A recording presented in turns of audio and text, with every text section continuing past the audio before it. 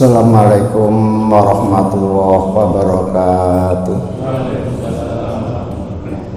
Bismillahirrahmanirrahim. Alhamdulillahi rabbil alamin. Wassalatu wassalamu ala nabiyyinal amin Muhammadin wa alihi wa sahbihi ajmain, amma ba'du. Hadirin Bapak Ibu jamaah sholat subuh rahimakumullah.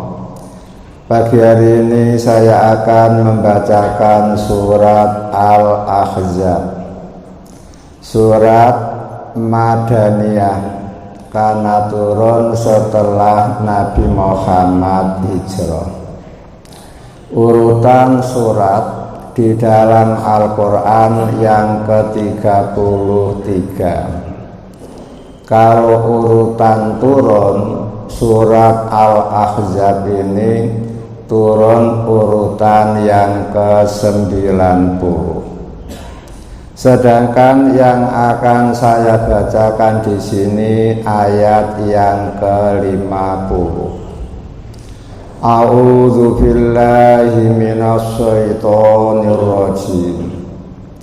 Ya ayyuhan nabiyyu, wahai Nabi Muhammad, inna sesungguhnya kami, ahlalna menghalalkan kami, laka untuk engkau, azwajaka istri-istri engkau, allati yang ataita telah memberi kamu ujurahunna akan mas kawin mereka, wama dan sesuatu malakat memiliki yaminuka tangan kanan kamu, mimma dari sesuatu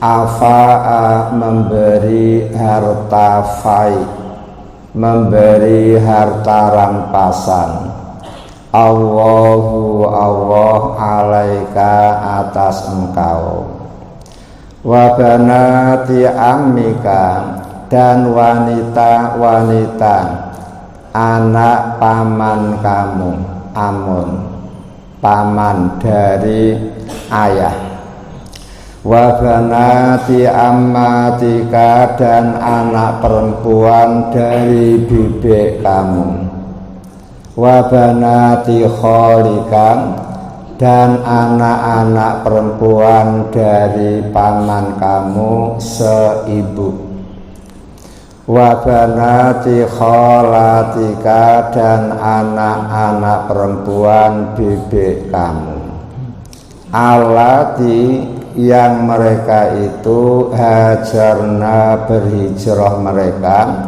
ma'aka bersama kamu, wa mra'atan mu'minatan dan perempuan mukmin, in wahabat jika memberikan dia nafsaha akan dirinya, lin nabi kepada nabi, in aroda jika menghendaki an nabiyu nabi ayas tangkiha bahwa mengawini nabi akan perempuan, kholisotan khusus laka untuk engkau, min dunil mu'minin dari selain orang mukmin.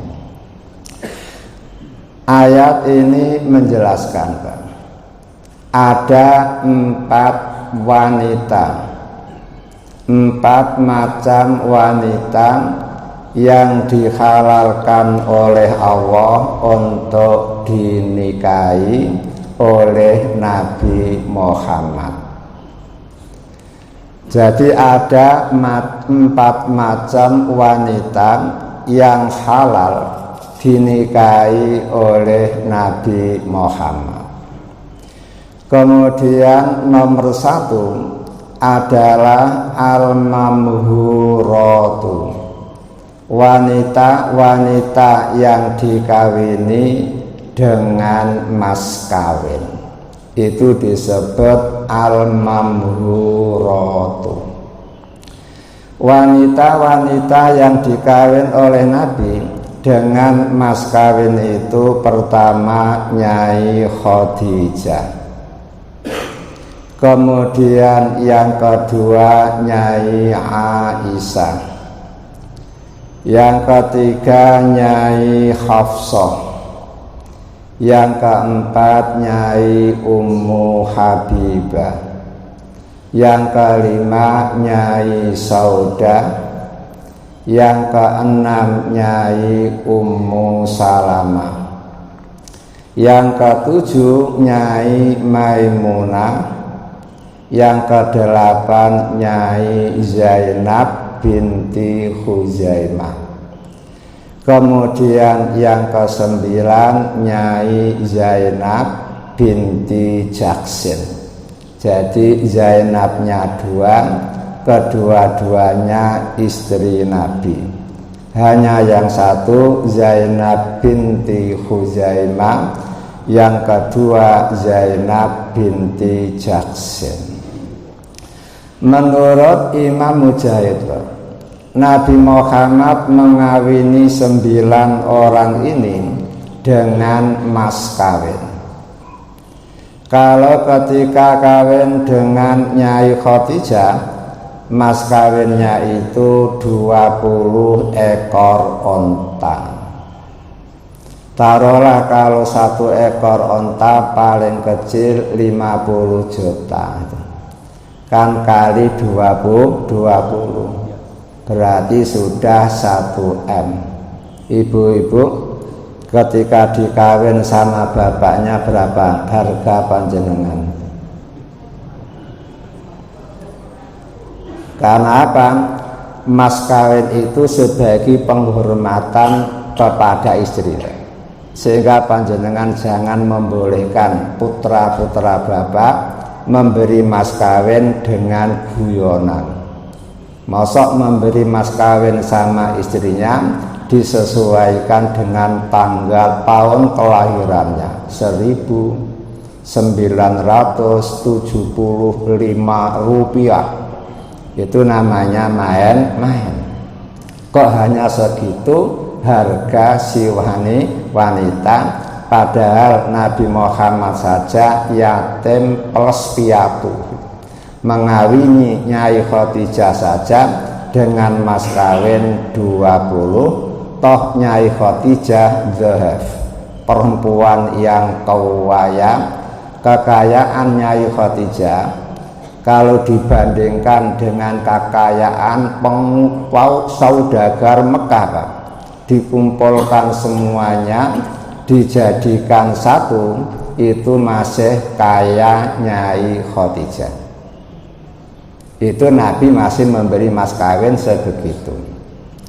Kemudian istri-istri yang lain, kata Imam Mujahid, diberi mas kawin 11,5 uqiyah, 11,5 uqiyah. Kalau didirhamkan 500 dirham. Kalau 500 dirham itu disesuaikan dengan sekarang, ya sekitar 212,5 juta, 212,5 juta. Berarti kan panjenengan masih kalah itu. Berapa dulu jenengan beri mas kawin? Jangan ngomong 10.000. Nabi Muhammad luar biasa.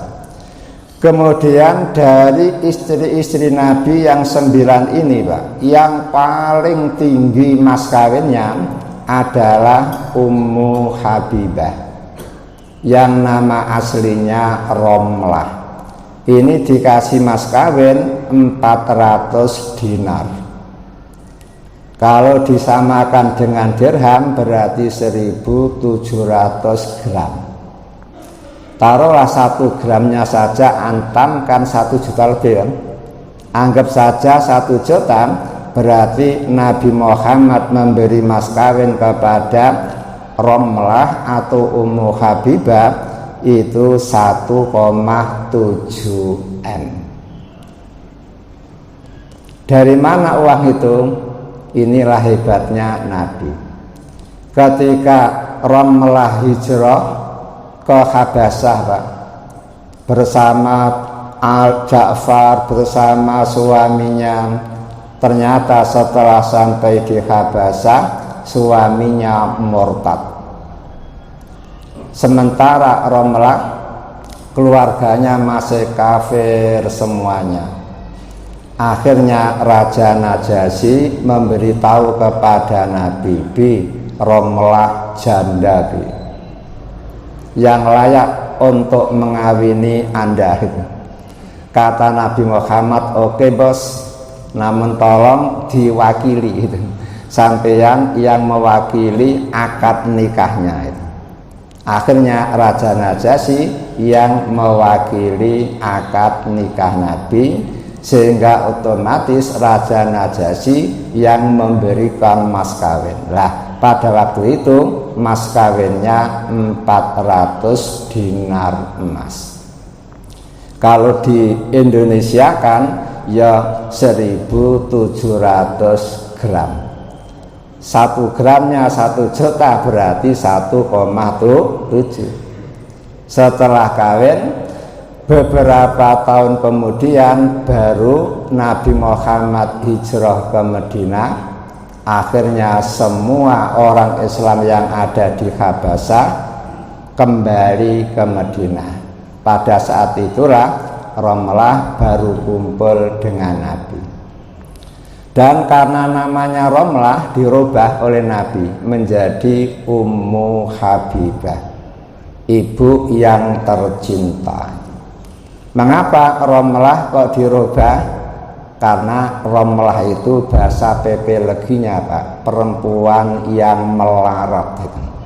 Makanya panjenengan kalau kepingin punya anak melarat, beri nama Romlah. Lebih parah lagi ditambah Siti Romlah. Situn kan 6 gitu.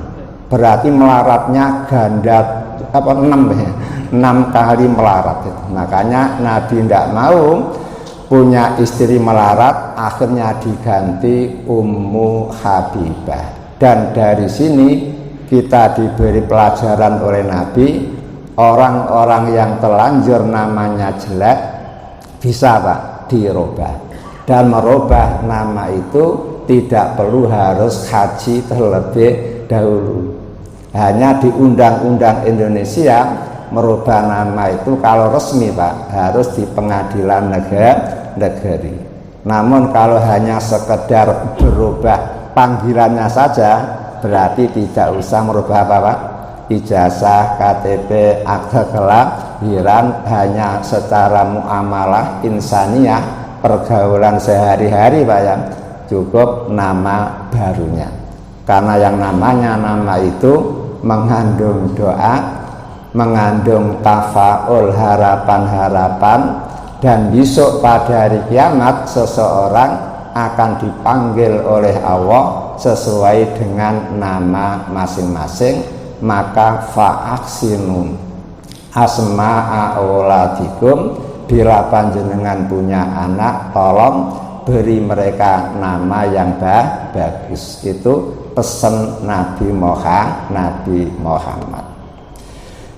Kemudian yang kedua, Pak, al-mamlukatu, perempuan-perempuan yang dikawini oleh Nabi gara-gara mereka berstatus menjadi budak.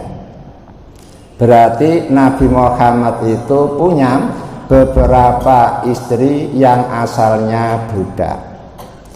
Pertama, Sofiyah binti Huyayyin, anak perempuannya Huyayyi bin Akhtab. Huyayyi ini, Pak, kepala sukunya Bani Quraidah. Kepala suku Bani Quraidah. Bani Quraidah pernah berkhianat, Pak.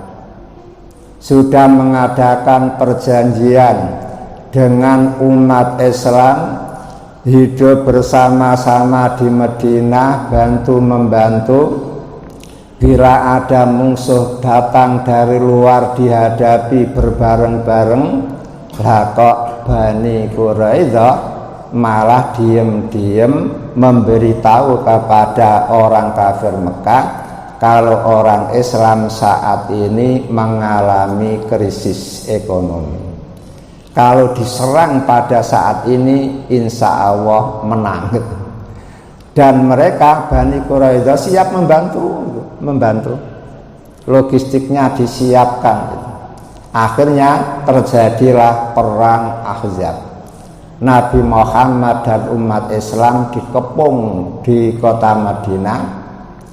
Namun intelijen dari Nabi Muhammad memberi laporan di orang-orang kafir Mekah bersekutu dengan tentara-tentara dari negara-negara lain untuk memerangi orang Islam.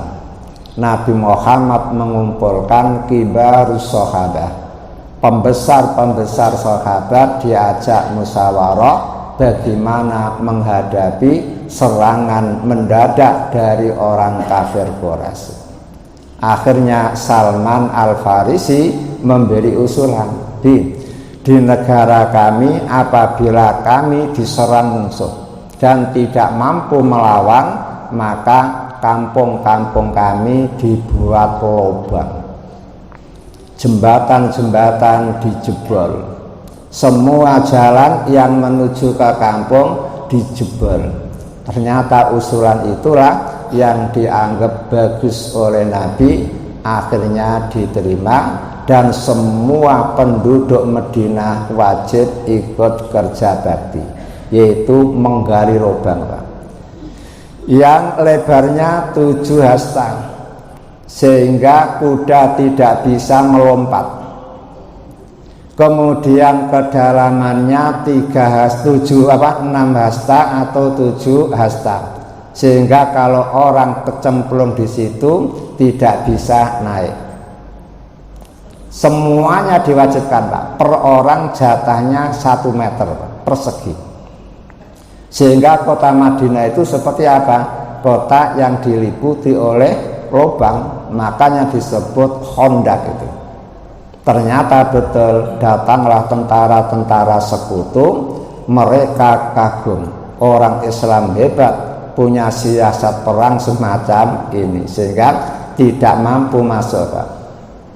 Setelah beberapa lama dikepung oleh tentara kafir, Allah mengirim tentara lam taroha yang kalian tidak mampu melihatnya, yaitu angin puting beliung yang menjebolkan kemah-kemah mereka, menaburkan periuk-periuk mereka, tampar-tampar ontanya pun putus semuanya sehingga mereka kabur dari Madinah. Lah setelah mereka kabur dari Madinah Pak, langsung pemimpin-pemimpin Islam musyawarah apa yang harus kita lakukan untuk Bani Quraidah. Maka pada waktu itulah diputuskan tentara-tentara Bani Quraidah yang terlibat dalam hal itu dihukum mati. Nah, termasuk bosnya ini, kepala sukunya Pak, yaitu ayahnya Sofiyah yang bernama Huyai. Dia dihukum pancung oleh pemimpin Madinah, suku Madinah. Ketika dia mau dipancung, dia pun mengatakan, aku tidak menyesal memusuhi Nabi, aku tidak menyesal mengundang orang-orang kafir Mekah ke sini. Akhirnya dipancung. Lah Sofia ini setelah itu kabur Pak, ke Khaybar. Di sana bersama istrinya. Ternyata setelah beberapa tahun terjadi perang antara orang Islam dan Khaybar kalah, lalu Sofia termasuk tawanan perang. Lah pada waktu itu ada seorang laki-laki sahabat Nabi yang namanya Dihyah Al-Kalbi, laki-laki yang ganteng sendiri se-Madinah waktu itu, sampai Jibril saja sering turun ke bumi menemui Nabi yatasakkalu bidihyah, menjelmakan diri seperti rupa Dihyah. Sampai Nyai Aisyah pernah kelejingan ketika Nabi Muhammad berduaan dengan Nyai Aisyah di kamar itu, tahu-tahu datanglah seorang tamu masuk langsung ke kamar Nabi. Kemudian jagongan dengan Nabi bertiga, Nabi, dia, dan Aisyah. Aisyah waktu itu jemberut saja karena mengganggu kemesraannya. Setelah selesai pamitan pulang, kemudian Nabi tanya, "Dek, siapa tadi?" Kata Aisyah dengan ketus, "Itu sahabat sampeyan, namanya Dihyah, yang tidak punya adab tata krama." Nabi Muhammad senyum, "Dek, itu tadi malaikat Jibril." Kaget lah itu. Itu menunjukkan saking gantengnya apa? Dihyah, sampai Jibril pun turun menjelmakan diri berbentuk Dihyah. Makanya kalau jenengan mengetahui ada orang penampilannya jelek buasin, jangan dianggap malaikat, Pak. Itu menghina malaikat. Malaikat itu suka yang indah, yang indah-indah. Lah setelah itu, Pak, perang Khaibar selesai, perang dapat rampasan banyak, Dihyah kabur, Pak, menemui Nabi Muhammad di perang sudah selesai dan kita dapat kemenangan, harta banyak, tawanan banyak, saya tidak minta apapun, hanya satu, apa? Sofiyah berikan kepadaku. Ternyata Nabi ngomong, "Oke, silakan." Langsung dia kembali ke tempat tawanan, Sofiyah langsung dipegang, "Kamu milikku." Sudah direstui oleh Nabi Muhammad. Semua tentara lola kesengeran. Perempuan secantik itu kok diberikan kepada Dihyah? Kata mereka, perempuan yang seperti Sofiyah yang paling layak dimiliki oleh Nabi. Sehingga terjadi apa? Itu repot itu. Akhirnya mereka mengatakan, setelah panjenengan memberikan Sofiyah kepada Dihyah, teman-teman kurang sepi. Yang jelas Sofiyah itu paling layak untuk panjenengan. Akhirnya demi menyelesaikan urusan itu, Pak, akhirnya Dihyah dipanggil lagi, "Wahai Dihyah, gara-gara keputusanku yang pertama menyebabkan teman-temanmu itu ini, dah sekarang lepas saja Sofiyah, kemudian cari lagi yang lain." Ya lemes, Pak, itu. Karena dialah yang paling kelihatan fakiun launuha, glowing, warnanya kulitnya, Pak, sehingga paling cerah. Akhirnya cari yang kedua, kenapa? Ati'uwah wa ati'ur rasul. Lah setelah itu Sofiyah menjadi milik Nabi, dan pada waktu itu ditawari, "Wahai Sofiyah, kamu kumerdekakan. Setelah kamu merdekakan, saya beri pilihan. Silahkan kalau kamu mau pulang ke kampung halamanmu, monggo. Tafadhali, silahkan. Namun kalau kamu mau saya kawin, saya siap mengawininya." Ternyata milih kawin dengan Nabi. Padahal gara-gara keputusan musyawarah yang dipimpin oleh Nabi, bapaknya dihukum bunuh. Namun dia untungnya tidak pernah mengikuti sinetron Ikatan Cinta, sehingga tidak ada dendam kusumat. Kan ya, banyak kan film-film India yang mengajarkan dendam-dendam itu. Maka panjenengan sebagai orang Islam tidak usahlah ikut itu, namun ikut Nabi Muhammad dan para sahabat. Ayahnya dibunuh, ternyata dia menjadi istri tokoh Islam. Dan mesranya luar biasa. Bayangkan, karena Sofia itu tidak terlalu tinggi, ketika mau naik onta Pak, begitu itu Nabi Muhammad duduk Pak. Kemudian dia pancian paha Nabi. Jadi paha Nabi dijadikan apa? Itu sandaran atau itu bancian. Kemudian baru bisa naik. Ini menunjukkan betapa hebatnya Nabi di dalam bergaul dengan istri-istrinya. Ini dikawin oleh Nabi tanpa mas kawin, Pak. Tanpa mas kawin. Karena apa? Mas kawinnya adalah kemerdekaan dia.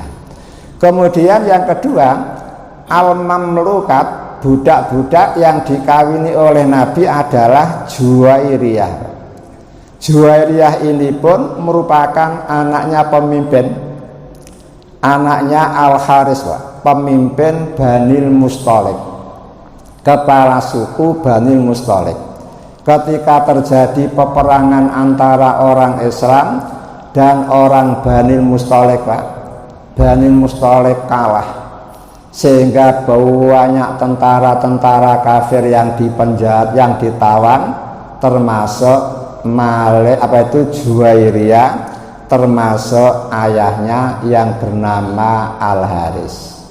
Lah pada waktu itu pembagian rampasan perang, Pak, Juwairiyah ini menjadi milik Sabit bin Qais. Menjadi milik Sabit bin Qais.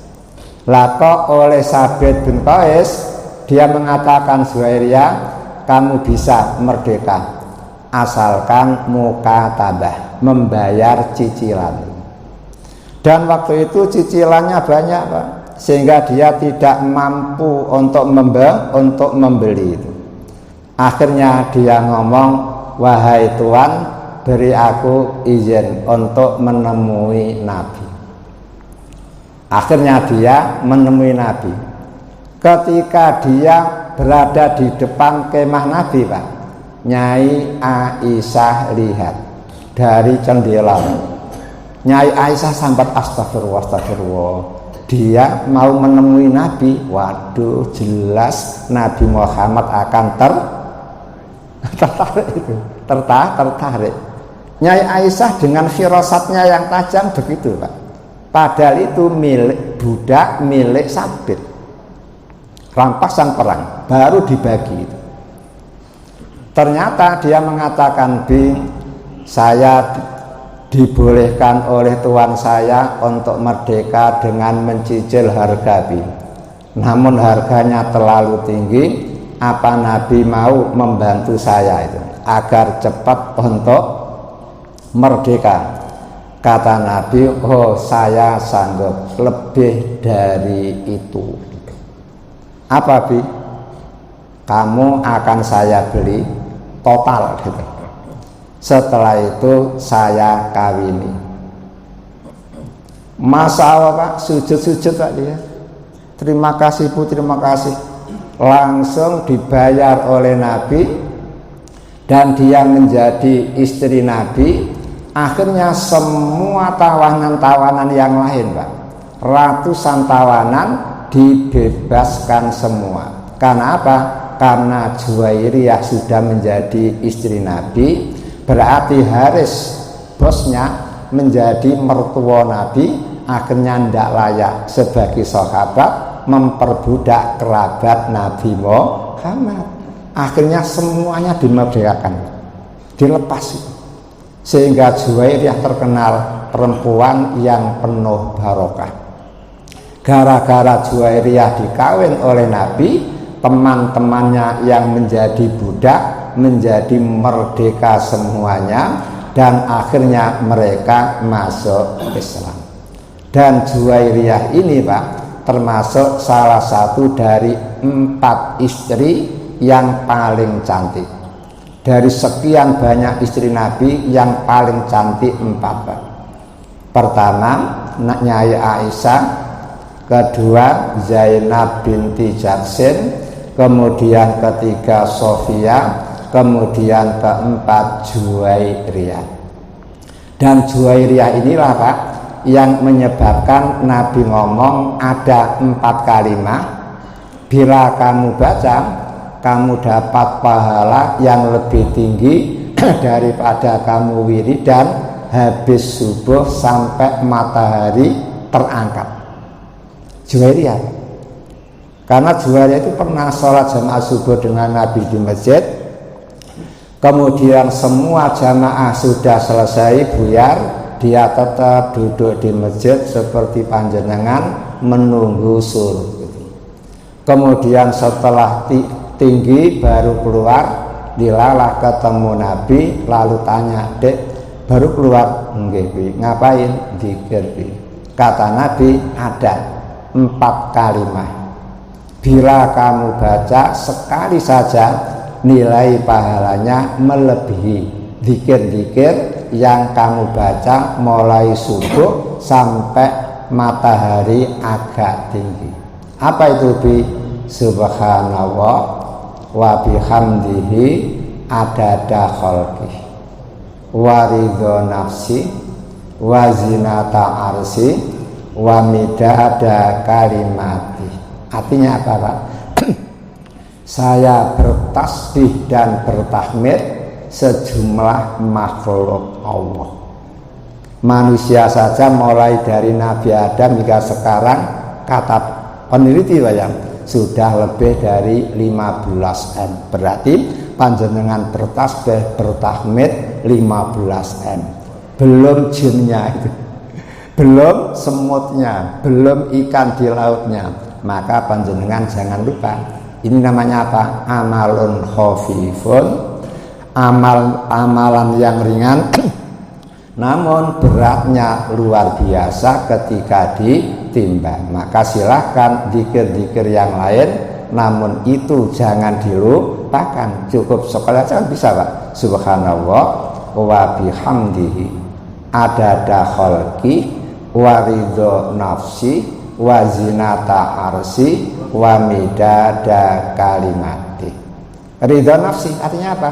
Saya bertasbih dan bertahmid yang membuat Allah ridho sekali kepada panjenengan. Kemudian wazinata arsih, panjenengan bertasbih dan bertahmid seberat timbangan arsnya Allah. Makhluk Allah Pak, yang terbesar nomor 1 adalah ars. Terbesar nomor 2 kursiuhu itu. Kemudian yang lain-lain tinggal itu urutannya Pak. Sehingga kalau panjenengan ingin tahu seberapa besarnya kursi Allah, maka cincin ibu jenengan buang di tepi laut. Maka cincin ibu itulah yang namanya kursi Allah. Sedangkan tanah luas di tepi laut itulah namanya arsy Allah. Kemudian diteruskan, itu Juwairiyah, gara-gara apa? Dia menjadi budak milik Sabit, kemudian dibeli oleh Nabi untuk dimerdekakan. Gara-gara dia sendiri yang datang minta bantuan.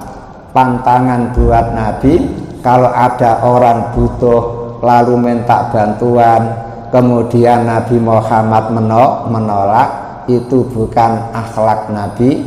Namun gara-gara itu dia menjadi istrinya, kemudian gara-gara itu pula teman-teman yang menjadi tawanan dibebaskan, dimerdekakan. Kemudian ada lagi Pak, 2 budak Pak, milik Nabi tapi tidak dimerdekakan, tapi digauli, dikumpuli. Karena apa? Memang boleh kita mengumpuli, menggauli budak kita sendiri. Siapa itu? Pertama Maria Al-Qibtiyah. Maria Al-Qibtiyah. Maria itu perempuan Mesir. Al-Qibtiyah itu apa? Perempuan Mesir. Ketika Nabi Muhammad berdakwah dengan kitabah, dengan surat, Raja Mesir Al-Muqawqis disurati oleh Nabi, diajak masuk Islam. Aslim taslam, Islamlah kamu, tentu kamu akan selamat. Taslim, Islamlah kamu, kamu akan dapat pahala sejumlah penduduk Mesir. Karena rajanya Islam, otomatis rakyatnya akan masuk Islam. Karena an-nasu dinu malikihi, manusia itu akan ikut agama rajanya. Kalau rajanya A ikut A semua, kalau rajanya B ikut B semua. Makanya itu. Lah setelah Al-Muqawqis disurati Nabi diajak masuk Islam, Pak. Nah, Muqawqis membalas surat, dia tidak mau masuk Islam, namun ingin hidup bersahabat saja. Sebagai bukti persahabatan, Al-Muqawqis memberi hadiah kepada Nabi. Pertama, seorang budak namanya Maria. Yang kedua, keledai yang berwarna putih, Pak. Berarti mahal, Pak, ya. Karena apa? Hadiah dari raja loh, Pak. Kalau hadiah dari raja kok beat and make ya, kurang pantas, Pak. Paling-paling apa, Pak? Ya alfat atau lebih tinggi lagi begitu. Kemudian yang ketiga, sebilah pedang. Akhirnya diterimalah oleh Nabi Muhammad. Ternyata apa yang terjadi, Pak? Maria itu ternyata bukan budak asli, Pak, tapi intel itu yang disusupkan oleh Al-Muqawqis di tubuh, di keluarga Nabi Muhammad. Karena Al-Muqawqis mempunyai kepercayaan bila Muhammad itu nabi beneran, tidak bisa dikalahkan. Namun kalau Muhammad adalah nabi abal-abal, pasti akan bisa dikalahkan oleh negara Mesir. Muqawqis. Akhirnya betul Maria melaksanakan apa itu tugasnya, tiap bulan kirim berita, Pak.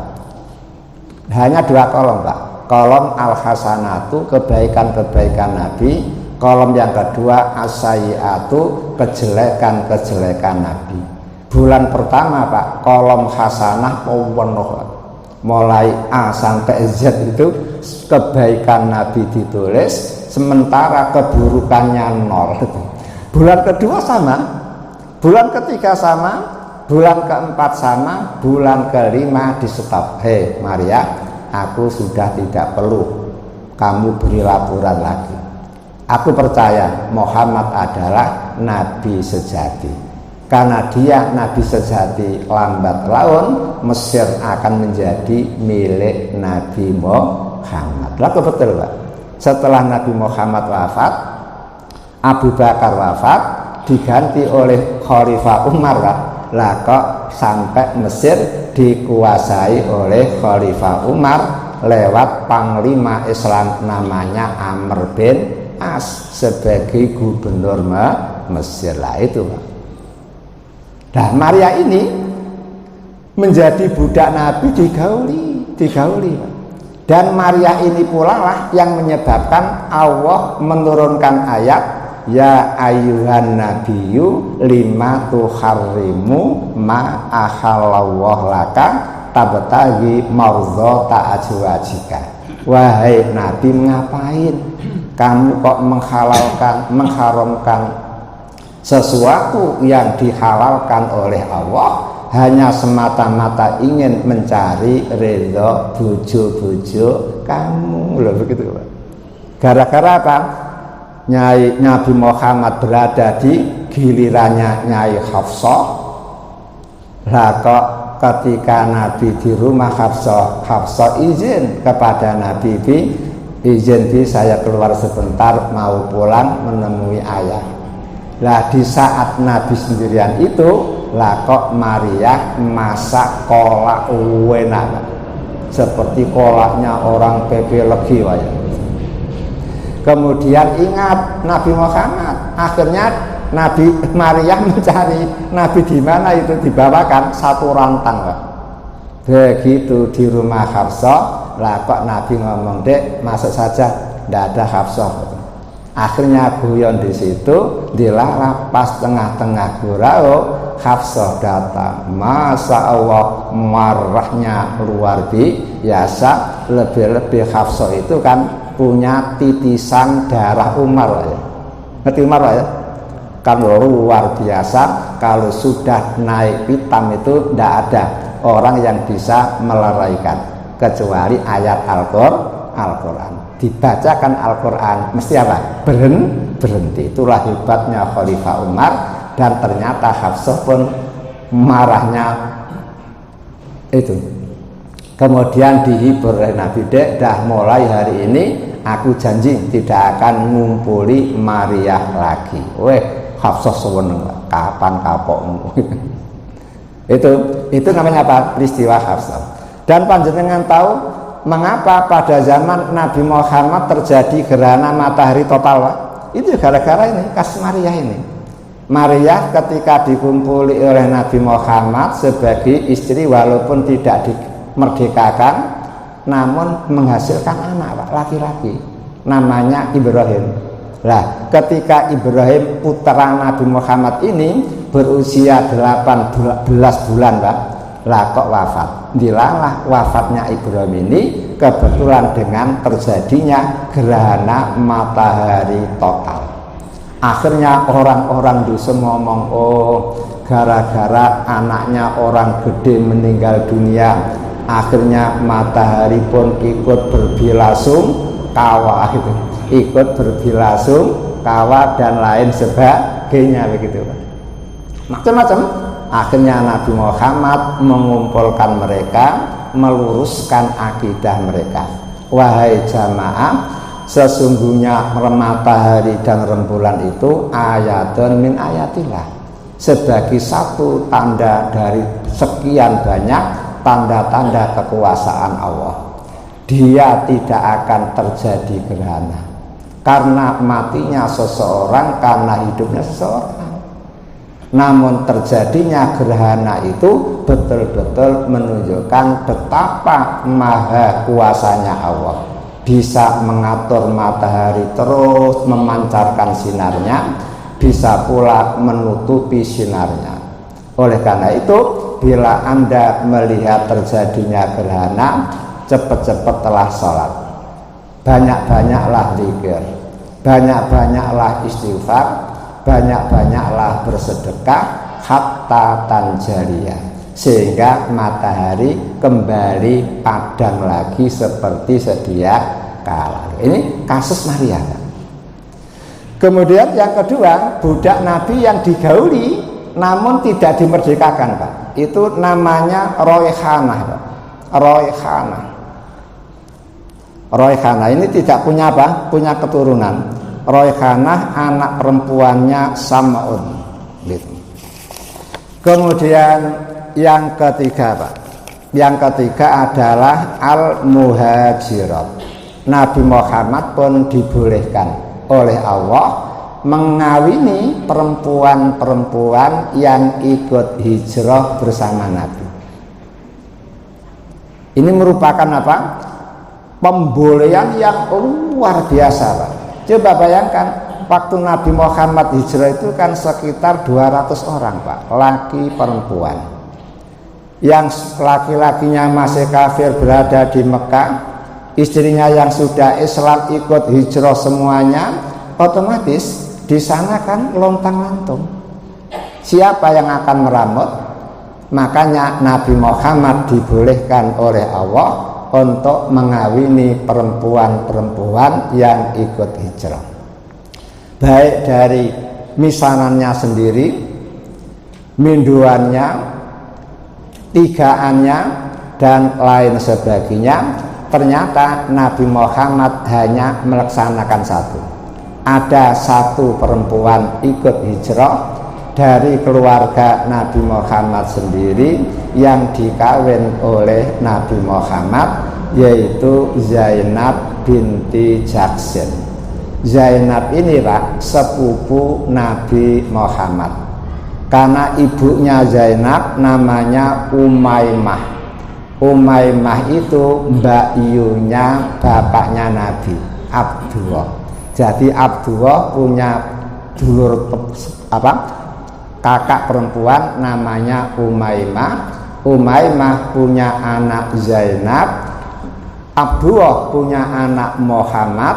Lalu pada waktu di Medina, Zainab ini dikawin oleh Nabi Muhammad. Keterangannya panjang ini, Pak. Keterangannya apa? Panjang. Dan Zainab ini termasuk satu dari 4 istri Nabi yang tercantik, Pak.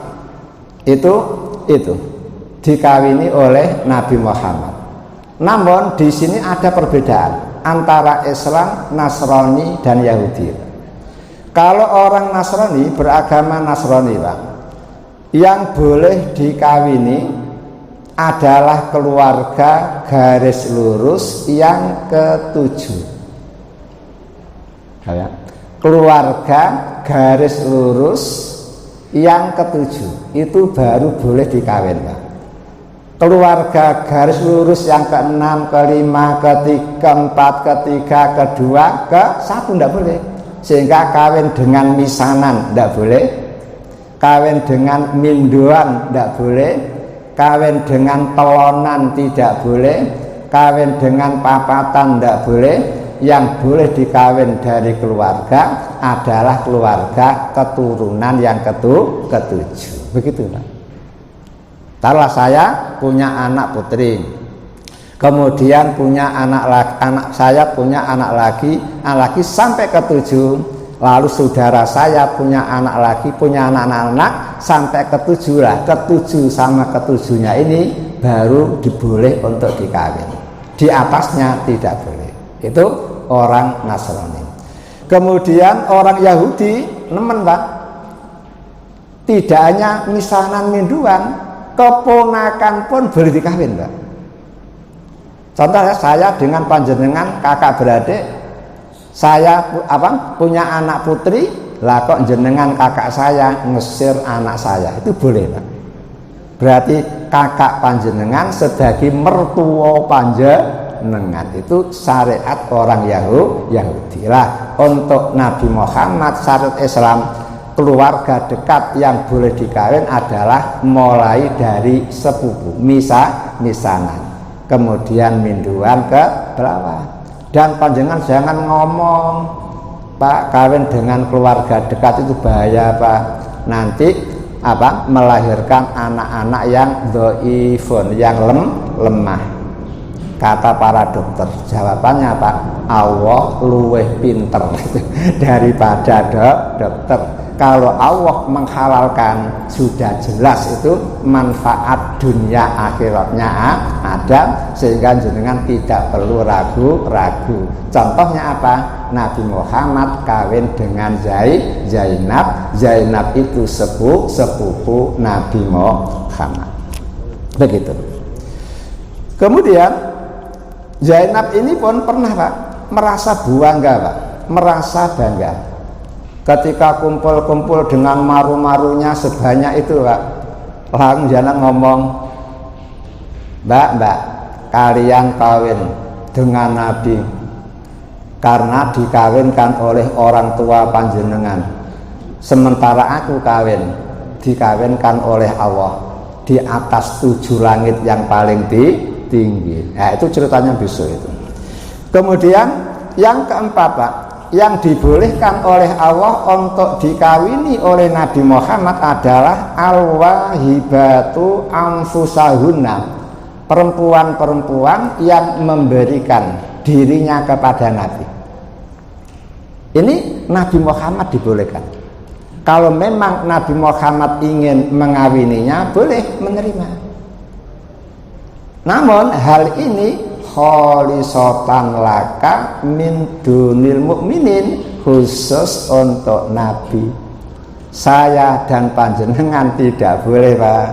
Sehingga kalau ada cewek datang, Pak, tolong terimalah pemberian saya, berikan diriku kepada saya, tolong diterima, Pak. Itu jenengan tidak boleh menerima.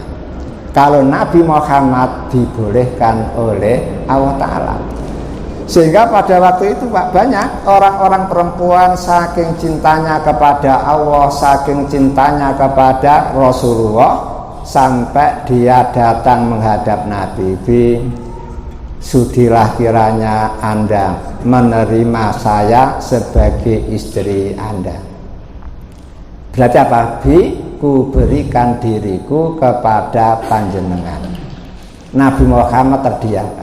Langsung dia melihat dari ujung kaki begini, lalu yartafi'u mengangkat pandangannya sampai ke atas, kemudian melihat lagi dari bawah sampai atas, lihat lagi dari atas, Pak. Setelah 3 kali memperhatikan, yatatok, enggak, saya tidak sanggup menerima. Begitu, Pak. Akhirnya sahabat yang ada di samping lah kok ngomong, Bi, kalau panjenengan tidak mau menerimanya, Bi, saya sanggup, Bi, mengawini dia. Kata Nabi, hal indaka malun, apa kamu punya harta untuk mas kawin? Tidak ada, Bi, hanya sarung, Bi. Nah, kalau sarung yang kamu pakai untuk mas kawin, kamu sarungan apa itu? Dah, cari di rumahmu, walau khotaman min hadidin, walaupun cincin dari besi, oke, bisa. Akhirnya dia pulang, Pak, mencari sesuatu yang bisa dijadikan mas kawin. Ternyata tidak ada, tidak ada, Bi. Walaupun cincin dari besi pun tidak ada, Bi. Kata Nabi, apakah kamu hafal beberapa surat Al-Quran? Ada, Bi. Kalau hafal Quran apa? Minimal trio kul. Ada trio macan, ada trio kul. Kul huwa wahab, kul falak, kul nadah. Kalau gitu kamu kukawinkan dengan dia dengan mengajari surat-surat yang Anda hafal. Lah dari situ akhirnya apa? Banyak orang sekarang, Pak, ya, ketika kawin, mas kawinnya apa? Di antaranya mushaf Al-Quran. Kalau membacakan tidak boleh, Pak. Karena apa? Membacakan tidak apa? Tidak bisa diuangkan, kan? Padahal mas kawin itu harus yang sesuatu yang bisa diuangkan. Itu akhirnya dikawinkan, Pak. Mas kawinnya apa? Istri diajari beberapa surat Al-Quran yang dia hafal. Dan ternyata perempuan-perempuan yang apa itu? Yang memberikan dirinya kepada Nabi itu banyak, Pak. Banyak sekali itu. Di antaranya ini Khawlah binti Hakim. Ini perempuan, Pak, tahu-tahu datang kepada Nabi Muhammad. Kemudian, Bi, ku berikan diriku kepadamu, Bi. Nabi Muhammad diam saja. Pada waktu itu anak putrinya Anas, Anas itu pelayannya Nabi 10 tahun, Pak. Tahu, masa Allah perempuan cap apa gitu. Perempuan kok memberikan dirinya kepada Nabi. Kata Anas, "Hendo anakku, demi Allah, dia lebih baik daripada kamu. Dia mau memberikan dirinya kepada Nabi itu karena hubban lillah wa hubban li rasulihi." Bukti dia itu sangat cinta kepada Allah, bukti dia sangat cinta kepada Rasulnya. Maka jangan dianggap enteng itu. Tidak sembarang orang mau dikawin mubalak itu, nanti melarat hidupnya, kan begitu. Nah, dia malah memberikan dirinya kepada Nabi. Kemudian ada lagi, Pak, perempuan yang namanya Ummu Sarik, juga memberikan dirinya kepada Nabi. Kemudian Laila bintil Khotim juga memberikan dirinya kepada Nabi. Namun alhamdulillah, satu pun perempuan-perempuan yang datang yang memberikan dirinya kepada Nabi tidak ada yang diterima. Sehingga walaupun Nabi Muhammad diberi hak oleh Allah bisa menerima perempuan-perempuan yang memberikan dirinya kepada dia, namun Nabi tidak menerima. Sehingga yang dikawin Nabi hanya 3. Pertama, perempuan yang dikawin dengan mas kawin. Kemudian yang kedua, perempuan yang menjadi budaknya kemudian dikawin sendiri. Mas kawinnya adalah kemerdekaannya itu. Kemudian yang keempat, perempuan-perempuan hijrah yang bersama Nabi Muhammad, baik dari keluarga sendiri maupun tidak. Itu. Lah sekarang gara-gara Al-Quran sendiri mengatakan in wahabat nafsaha, jika ada perempuan memberikan dirinya kepada Nabi, Nabi boleh menerima. Sehingga di dalam fikih-fikih terjadi perselisihan, Pak. Bolehkah akad nikah itu dengan menggunakan sehwat, ku berikan diriku kepada kamu. Ternyata sebagian kecil ulama membolehkan akad nikah dengan menggunakan bahasa ku berikan. Namun mayoritas tidak setuju. Kawin itu harus menggunakan akad nikah dengan lafadz shorihun, lafadz yang jelas. Apa itu? Fankihu, nikailah. Berarti menggunakan apa? Angkaha, angkaktuka. Ini Al-Quran, Pak ya. Hadisnya piye? Idza atakum man tuhibbuna dinahu wa khuluquhu fazawwiju. Bila datang pemuda yang baik agamanya, baik akhlaknya, meminang istri anak putri kamu, fazawwiju, maka kawinkanlah. Berarti apa? Mengawinkan itu harus menggunakan dua bahasa, angkaha dan zawwaja. Makanya lihat di Indonesia begitu Pak ya, angkahtuka wa zawwastuka, aku nikahkan Anda, aku kawinkan Anda, begitu. Ini cara bahasa muamalah nikah. Hadirin yang berbahagia, gara-gara Nabi Muhammad punya istri yang banyak inilah akhirnya orang-orang orientalis Pak menjadikan ini senjata untuk menghantam Nabi, untuk memperolokkan agama Allah, untuk memperolokkan Allah Ta'ala.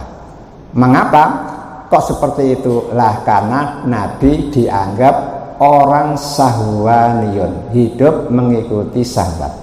Buktinya apa? Umatnya hanya boleh kawin 4, dia sendiri kawin lebih dari 4. Untuk jawabannya insya Allah di dalam pertemuan berikutnya.